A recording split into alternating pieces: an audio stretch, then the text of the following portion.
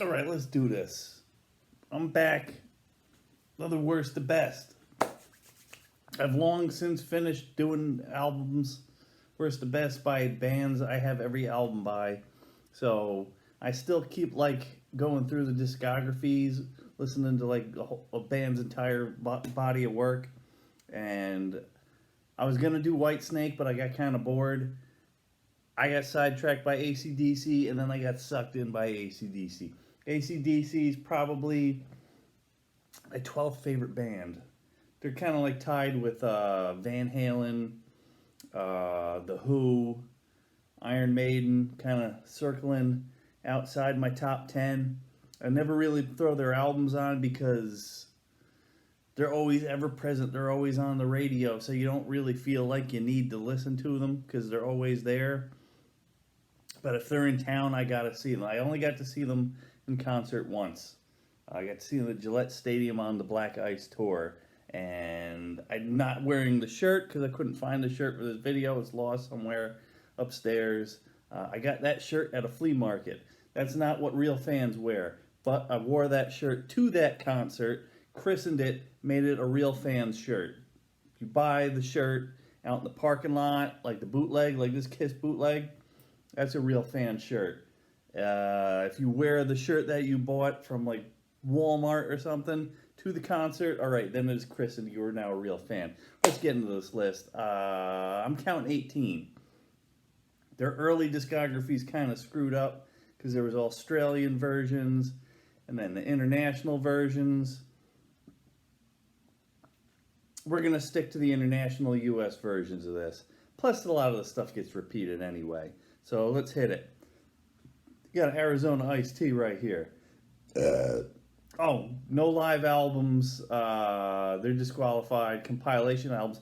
AC/DC doesn't really have any. They got two movie soundtracks. They get Iron Man 2 and Who Made Who. All right, we might mention Who Made Who.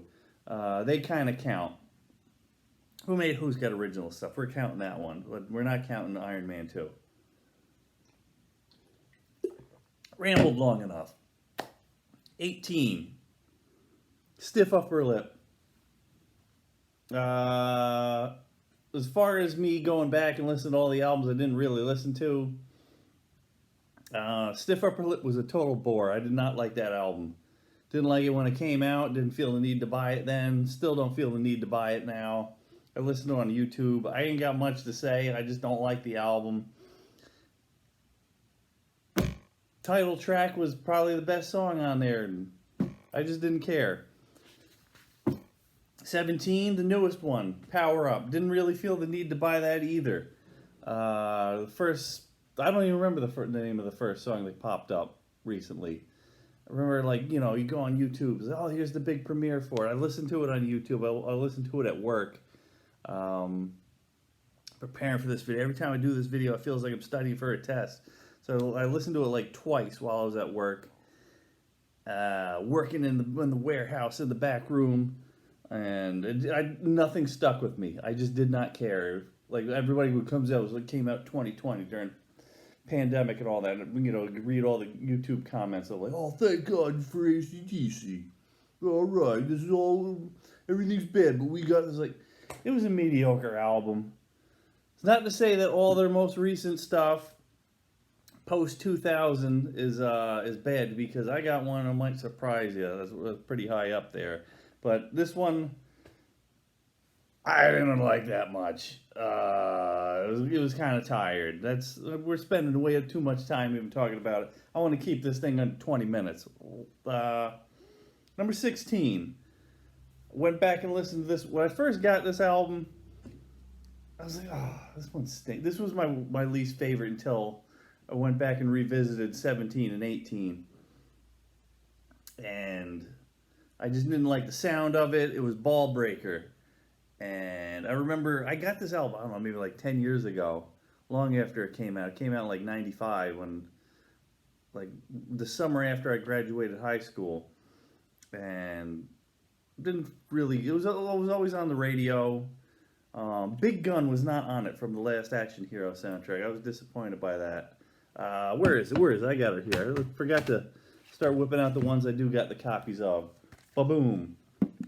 So I got all the remasters. Well, I'm trying to keep them uniform. My collection. Like Hard as a Rock, it's an alright song, but the rest of it, like Covering You All, that's silly. It kind of had some of the songs kind of had a darker vibe to it, which I like from AC/DC. That's like my favorite vibe by them. Not just the barroom boogie stuff, but I like it when it gets a little evil. This one sort of had it, but I don't like the sound of it. I don't like Rick Rubin producing stuff. He was good in Danzig. He produced them. He's good with Slayer. I hated what he did with Black Sabbath 13.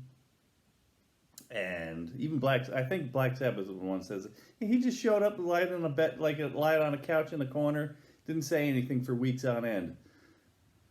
I can see that happening with this. It seems like there's no input. It's like by this point they're a stadium band, and he's recording them like it was in a garage studio, which I have no clue where they actually recorded it. I didn't like it. I've already spent too much time talking about this. Big Gun wasn't on it, although he produced that song. I like that song. Does this one count? Number 15. Most of the songs that were left off all the American releases. 74, Jailbreak, which has probably one of my top 5 AC/DC songs, Jailbreak. That video is always on. I think they released this in the early 80s to capitalize on the success of Back in Black, and I think it came out after, for those veterans, I'm pretty sure it came out after that. The rest of the songs that got left off, I think most of these songs were off the first album.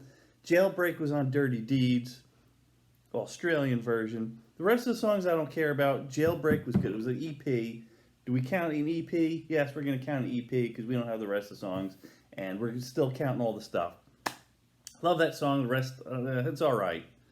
It's not memorable, but that song is a Stone Cold classic. And on AC/DC Live, the one from like '92, they have a big long version of that, which I did not know because I bought the single version of this. This is the first album. We'll get back to this later.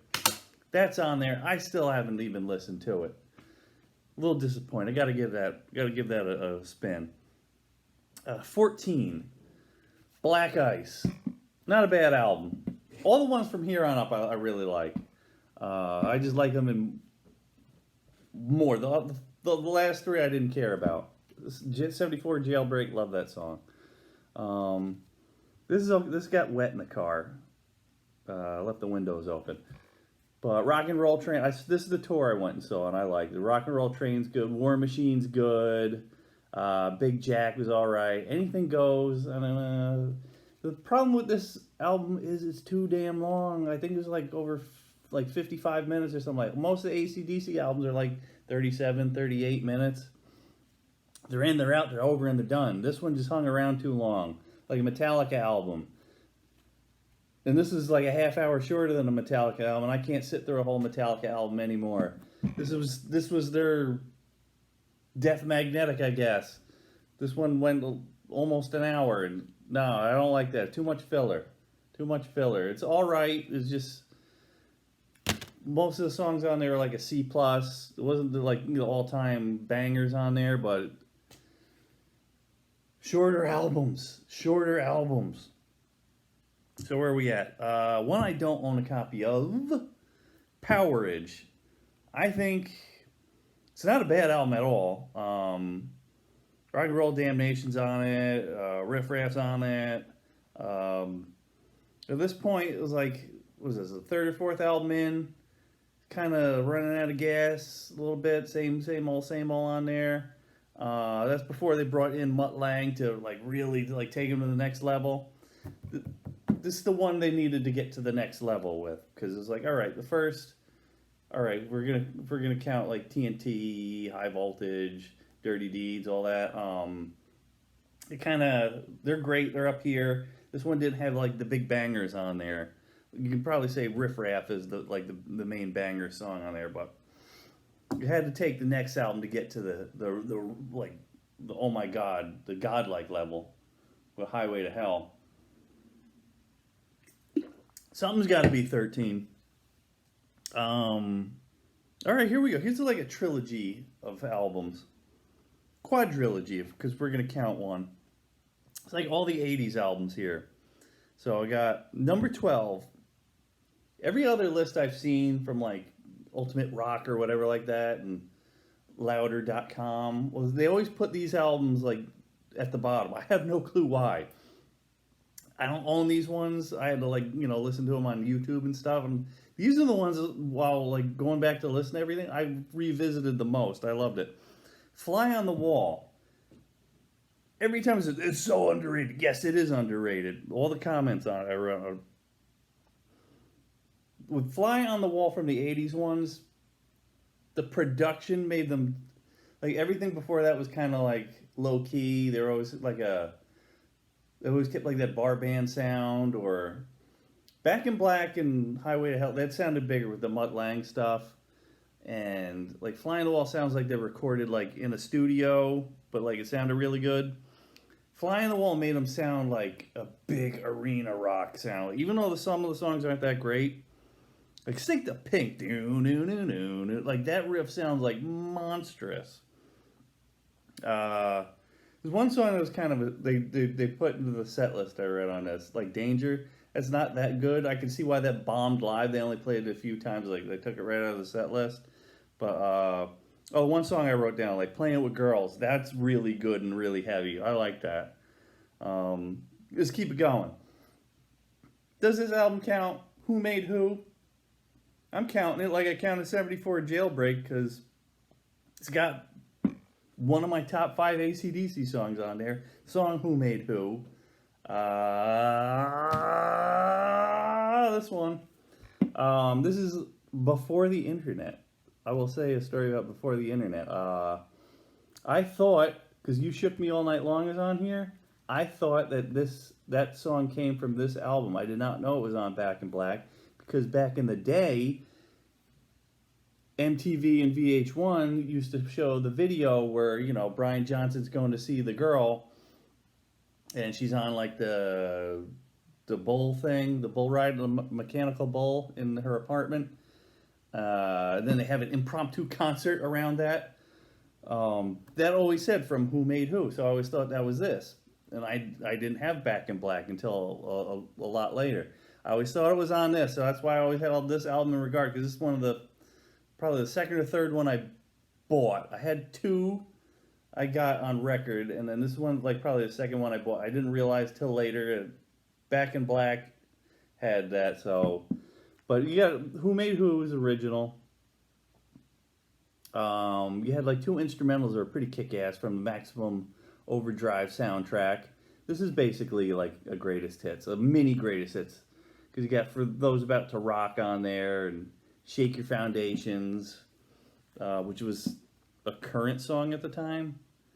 Hell's Bells on there. I just like it. Well, I'm counting it anyway. I don't care. They bothered to remaster it, so we're counting it. Number 10. 9 and 10, I've been poring over this one the last couple of days. Which one was better?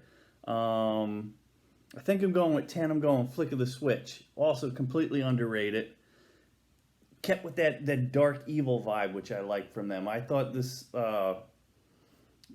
my notes were real menacing. What the later stuff is missing. Like what album was I thinking about? Like Power Up doesn't have like a menacing songs on there. About like they used to do songs about like criminals and killers and stuff like that in between songs about banging chicks and hanging out in bars and just rocking all the time. This album, if I could understand what Brian Johnson was saying, because this is when his voice was real screeching. Yeah, now on these.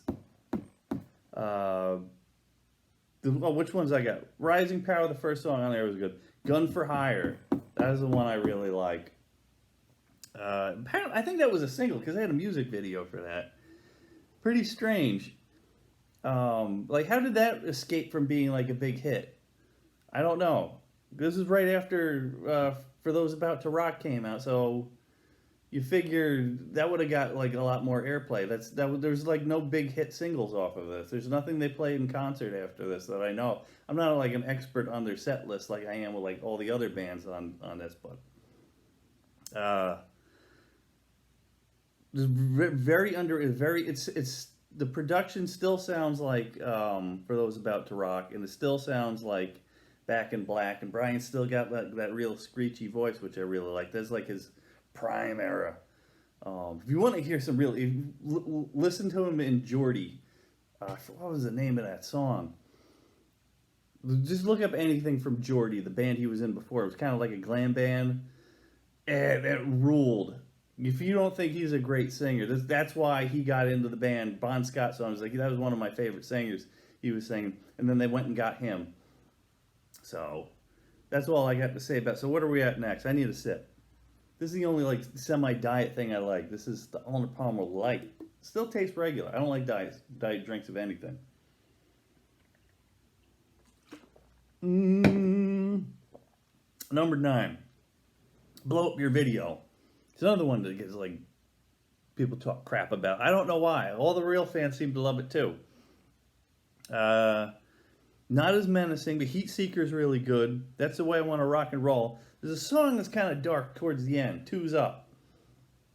That song is a very different vibe from them. I can't really explain it. It was kind of slower, a little bit darker. Stuff I wish they would do more. Like a little slightly more experimental. That's what like the new like Power Up did not have. It did not do. Ball Breakers sort of would play around with like the darker stuff. Stiff Upper Lip, I don't remember anything good on that, doing that. So that's why I justify why I put stuff in the bottom later. Yeah, Blow Up Your Heat Seeker is really good. That was one of my favorite songs on this one, AC/DC Live. I really like that one. Which they don't play at all live anymore. They don't play anything from this era at all. They don't even play Who Made Who. How could you not play Who Made Who? That was one of your biggest songs from the 80s. They don't play another one of my all-time favorites too, which is further up the list. Not to say all most recent albums stink, although it's not that recent. It's probably, I don't know how many years old this is now. 2014, it's almost 10 years. Rock or Bust. I really like this one. I liked it when it came out, and then I went and I didn't listen to it again for a couple of years. And I revisited during this whole summer of AC/DC, because every time I go out for a walk, I throw another album on. Most of the time it's AC/DC. Sometimes it's scattered all over. I pick a song here, pick a song there. Sometimes hard to keep track of what all of them are. But I love the song Rock or Bust. It seems generic, but for some reason it comes off really good. Where the stuff, like, I don't like, I'll say Ball Breaker. Like, what the hell was that damn song, the first one on there? Hard as a Rock. And sometimes it didn't hit me like Rock or Bust did. Rock or Bust kind of felt like could have been on like Back in Black or something like that. Misadventure was a cool riff I liked on that one. The Play Ball, it seems like it should be just a silly, dumb song that make for a baseball commercial, which they did have TBS, I remember, before the season started. They were playing that song in commercials, but it actually worked. I liked it. Most of the time, most of these classic rock bands, I don't like any of their newest albums except from Deep Purple's. This is one of the ones. No, I always thought like no band with any members over the age of 60 ever do any good out. That one did. That one did. Brian Johnson was over. The other guys were probably late 50s. I'm not sure how old Angus is right now. I don't think he's 70 yet. All right, so where are we at? Rock or Bust? All right, number 7. It's High Voltage / TNT, if you want to go Australian version. But most of High Voltage was originally TNT album, if I get that correct. That's why we threw in 74 Jailbreak. We're just calling it High Voltage. The Jack's on there. Can I Sit Next to You? Live Wire. It's kind of all these songs I think still in their set, or they played the crap out of live for forever. This is straight up nothing but bangers on there. So that's also kind of ties with like number 6, which I got Dirty Deeds Done Dirt Cheap. Song Rocker, I love. That was on the first album, first live album. It was Closer. I forgot the name of that live album. I didn't bother to write that one down. Jailbreak wasn't on there. That's what I wrote. Big Balls is on there. Rocker's on there. If You Want Blood. That was the name of it. If You Want Blood.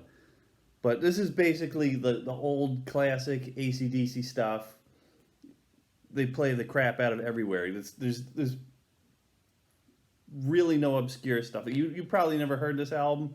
You probably have the people looking up a best to worst of this. But if you never heard this album, you heard most of the stuff on the radio. That's what I want to say. There's probably on Iron Man too, a lot of these songs. So, where am I at?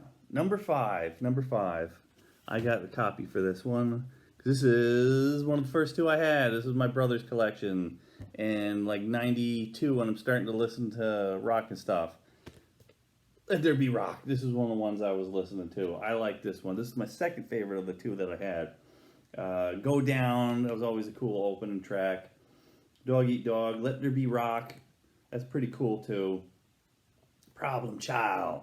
That's a good one. And of course, Whole Lotta Rosie, which was on here too. Big concert showpiece. And this one just kicks total ass. I love this one. Don't get much cooler of a cover than that. That's awesome. What else am I going to say about it? That's what I'm going to say about that. Because we got more to go. Number 4. I didn't think I'd be this talky on this. We're already at 20 minutes. Let's see. Number 4, we got The Razor's Edge, which was the most current album besides AC/DC Live when I first started listening to music. I didn't have that because all the hit songs were on this. See, this was the greatest hits. This is where I'm going to mention this one. Since there were no greatest hits at the time, I bought the live album. I bought the single one. There's this and the double one because I was cheap. I didn't want to spend $3 extra, $4 extra, whatever it was, get a 2-tape. That's how broke I was when I was a kid in school. I was like, Mom, can I have $10? I need to buy the single. Luckily, I didn't because I remember I bought the double tape Doors Live because I was like, well, there's more songs on that than there is on the greatest hits tape, which only had like 10, 11 songs. This one's got like 20 of them. But don't buy a concert album as the greatest hits. You're listening to long jams. It didn't sound like the album. That's what I was thinking. It's going to sound just like the album. This one does. This one works as a pretty decent, good greatest hits. You had Thunderstruck on here. Money Talks. 2 songs that you really wanted. That's what made this thing awesome. Thunderstruck, arguably, maybe their best song. It's definitely duking it out with Highway to Hell. Is their most classic one. Why don't they ever play Money Talks anymore? They played it on this tour, then that was it. Money Talks was a huge hit. They played the crap out of that video. It was always on the radio. Are You Ready? The theme from Friday Night SmackDown. That was on there. I always figured that was on a later one. Where I would deep dive into this. But alright, here's one of the worst songs I ever did. Oh, I spit on it. Mistress for Christmas. I'm pretty sure this album came out in late summer. Were they saving that for a single for later on? I don't know. That song's terrible. It's stupid. Kind of the second half of the album is kind of like, all right, whatever. It kind of falls back into like a mediocre territory. But the first half is great, and it's got 2 of their best songs they ever did. Thunderstruck, Money Talks. Razor's Edge is really cool. That's what I'm talking about, that dark, evil vibe. I like songs where they do that. Fire Your Guns is pretty badass, too. If you put Thunderstruck on like Blow Up Your Video or Fly on the Wall, that would have been this high. I think their lower tier stuff I think you took that song strong, the album tracks, the filler tracks, stuff like that. I think their filler tracks were better than that was on Razor's Edge. Razor's Edge had the bigger bangers on there. That's my thought on that. So number 3. Am I calling it Audible? Because this is the one I listened to earlier this afternoon. It's like, yeah, this is the first album I listened to by them. I love this album. Might grab the pen, put it at number 1. People, I can't deny, I can't justifiably put this one higher, even though it's the one album I probably listen to the most by them, other than AC/DC Live, which is disqualified. We'll show you the record. For those about to rock, we salute you. I actually had 2 copies. My brother had a copy of this. My sister had a copy of this. I love this album. I remember playing on my little kid's record player. I used to play like Pac-Man, the record, and Pink Panther, the record, stuff like that, and the Chipmunks record, and the Smurfs record. And then later on, that's the only record player I had, and I'm throwing AC/DC on it. I also bought the CD. But I love the song Night of the Long Knives. That kicks ass. For those about to rock, you can skip that one, listen to it now. You've heard it a billion times, but this album's nothing but that evil vibe, like evil walks, put the finger on you, inject the venom. This is just this cool, badass album. I really, really love this one, but I can't put it higher because the next 2 albums are like the all-time. Not just classics of AC/DC, but like of rock all overall. But which one's I going to put? It's Highway to Hell and Back in Black. Which one are we going to do? We going with Bon or we going with Brian Johnson? The most next him, Dio, were like the 2 best replacement singers ever. Some people talk crap about Sammy Hagar. Sammy Hagar, he's also in the conversation too. Deep Purple had a million people in and out. You can't really make the same argument with them. Number 2, Highway to Hell. I don't even own this one. Every time I'm at the store and I want to fill out my collection, maybe I'll buy Highway to Hell this time. But there's always some other album I walked in the shop to buy first. I don't need to buy it because all these songs are always on the radio all the time. Girls Got Rhythms, always on. Shot Down in Flames, always on. It's in Iron every time Iron Man 2 because I'm on. Shut Down Flames. If you want blood, Beating Around the Bush. All these songs are on the radio, so I don't really feel like I need to buy this one. But I will buy this because I'm a completist and I have to fill out this collection. Kind of would every time I go to the store, would they never have blow up your video though? Come on. This is weird. I was a comment on YouTube I read for the song The Night Prowler, which is somehow connected to this serial killer, the Night Stalker. He was an AC/DC fan or something like this. I wrote this one down. Somebody wrote, Richard doesn't have bad taste in music. To be honest, he has great taste in music. That made me laugh. Talk about a serial killer who loves AC/DC. He does have good taste in music, I guess. It is a good album. It's a great album. Highway to Hell, maybe the best. Going back to AC/DC Live, we didn't count live albums. They probably got a couple. I know they got Live River Platte. They got If You Want Blood. There's probably a bunch of other back catalog, whatever ones out by now. I didn't bother to check. I know they got box sets full of backtracking and stuff like that. I only saw a couple of Bon Scott actually doing Highway to Hell live. I really liked Highway to Hell live by Brian Johnson. You can tell this was my all-time favorite album next to For Those About to Rock, but so we keep going back to it. So of course number 1 is Back in Black. I only bought this probably a month or 2 ago. Finally buying it because let me count how many the Hell's Bells I hear on the radio all the time. Shoot to Thrill, hear that one all the time. That's an Iron Man and the Avengers and stuff. What Do You Do for Money, Honey? I don't know if I hear that on the radio. Let Me Put My Love in You, and I don't think I've ever heard that one actually on the radio. Back in Black, we've all heard the crap out of on the radio. You Shook Me All Night Long, which I thought was from Who Made Who.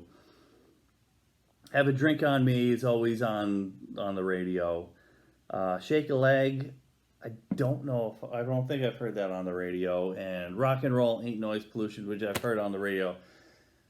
I needed it just because I needed it. It was at Walmart. It was like $6 or something. I was like, pick it up. They used to have so much more, but now they're like CD sections, like 4 feet.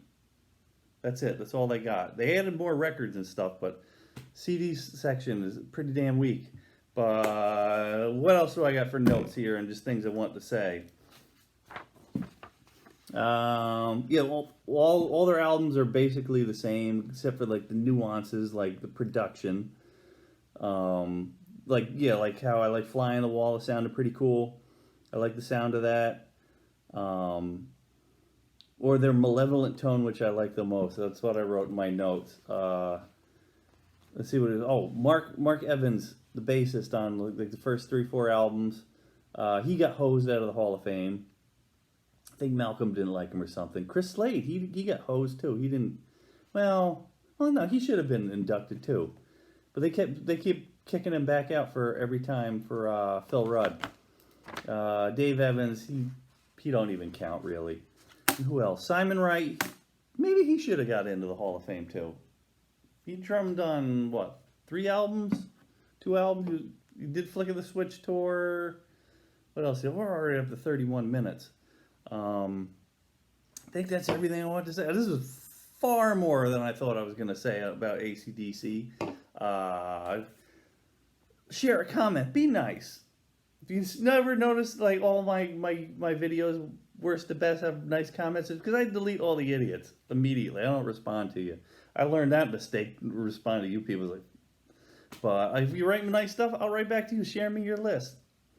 I always like doing. I like to critique them. I like to see where your head's at. It's like, what's your error? Stuff like that. I always write back. That's always fun. Maybe I'll get around to doing White Snake. If I did 32 minutes, I at least got 15 minutes in me for White Snake. Maybe I'll film that like in a week or two.